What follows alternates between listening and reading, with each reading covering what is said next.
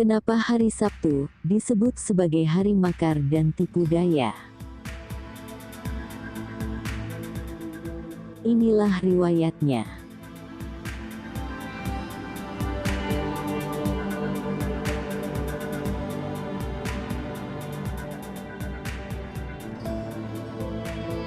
Ibnu Ishaq radhiyallahu anhu bercerita, ketika orang-orang kafir Quraisy mengetahui para sahabat Nabi hijrah dan juga mengetahui akan ada semakin banyak orang yang ingin menjadi sahabat Nabi, mereka pun jelas menjadi takut akan berita hijrah ini.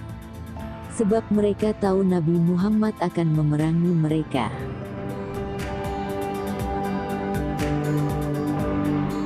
Kemudian mereka berkumpul dalam Darun Nadwah, tepatnya di rumah Qusyo bin Kilab.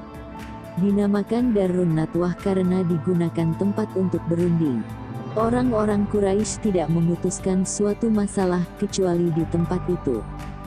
Di sana pun dilarang masuk kecuali orang yang telah berumur 40 tahun, termasuk Abu Jahal. Mereka berkumpul pada hari Sabtu. Mereka ditemani iblis yang menyamar sebagai orang tua dari Najd. Saat itu iblis berdiri di pinggir pintu, seperti orang tua yang agung. Iblis mengenakan bat, yakni jubah tebal dari sutra, yang sering dipakai para ulama besar. Orang-orang bertanya, "Syekh ini dari mana?"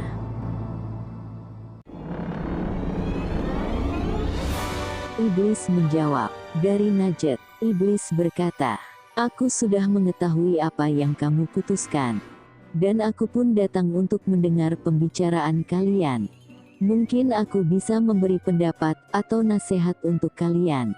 "Masuklah," kata mereka. Iblis pun masuk dan ikut bermusyawarah mengenai Nabi Muhammad. Jumlah mereka 100 orang. Tapi ada riwayat yang mengatakan 15 orang. Abu Buhairo yang kelak terbunuh dalam keadaan kafir saat perang Badar, berkata, "Masukkan saja ke dalam penjara besi. Kunci rapat-rapat, dan tunggu saja, sampai Muhammad tertimpa sesuatu, seperti yang pernah menimpa para penyair sebelum dia." Iblis berkata, "Itu bukan pendapat yang tepat.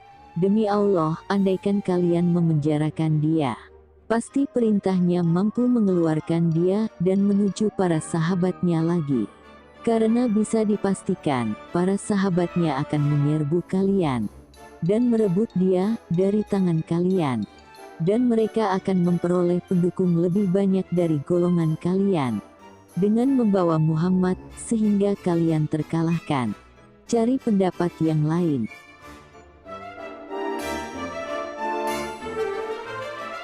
Pendapat Aswad bin Rabi'ah bin Amir al-Amiri, "Kita usir saja dia. Kita buang jauh dari negeri kita. Kita tidak peduli kemana dia pergi."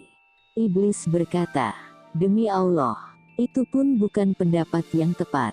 Tidakkah kalian mengerti, budi bahasanya amat santun. Dia mampu menaklukkan hati para tokoh, hanya dengan bekal yang ia miliki. Demi Allah, kalau pendapat ini kalian laksanakan, hatiku tidak tenang. Karena ia masih mampu bertempat di golongan bangsa Arab lainnya. Dia jelas mampu menguasai mereka lagi, dengan tutur katanya. Dan mereka akan semakin banyak memusuhi kalian untuk merebut kekuasaan dari tangan kalian. Kemudian dia akan berbuat sekehendak hatinya terhadap kalian. Sekarang cobalah pikir sekali lagi."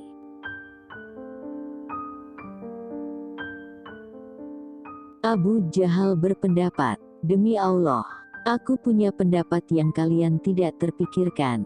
Aku berpendapat, sebaiknya kamu memilih pemuda yang gagah berani, dari suku kalian. Pemberani, gagah, dan jujur. Mereka diberi bekal pedang yang tajam. Kemudian menyerbu Muhammad dan memukulnya sekaligus, seperti pukulan satu orang. Mereka secara serentak membunuh Muhammad, sementara kita bisa enak-enakan di sini. Dan tuntutan balas dendam kematian Muhammad tidak mungkin dilakukan Abdul Manaf. Memerangi semua sukunya sendiri. Kita hanya ramai-ramai menyerahkan jasadnya kepada mereka. Iblis berkata, inilah baru pendapat yang benar. Dan aku tidak mendengar ada pendapat lagi. Maka keputusan itu menjadi bulat untuk membunuh Muhammad. Setelah itu mereka menutup sidang.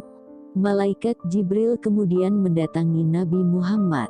Ia berkata, malam ini kamu jangan tidur di tempat biasa yang kamu tiduri. Malam pun datang. Mereka sudah berkumpul di depan pintu Nabi Muhammad sambil mengintai. Di tempat itu, dikiranya baginda Rasul tidur. Kemudian mereka menyerbu. Padahal, sebelumnya Rasul telah memerintahkan Ali tidur di tempat beliau. Dengan menutup badannya menggunakan selimut Nabi yang berwarna hijau. Selimut ini yang dipakai setelah kejadian ini untuk sholat Jumat dan sholat Hari Raya. Jadi orang yang pertama menjual dirinya kepada Allah untuk melindungi Nabi ialah Ali. Nabi pun keluar melewati mereka. Allah sudah mencabut penglihatan mereka. Nabi menaburkan debu ke arah kepala mereka. Sambil beliau membaca surat Yasin dari ayat 1 sampai 9. Kemudian beliau pergi meninggalkan tempat itu, sesuai yang dikehendaki. Saat itu mereka baru sadar. Ternyata yang ditunggu sejak tadi adalah Ali. Demikianlah riwayat gagalnya upaya pembunuhan Nabi yang pertama kali.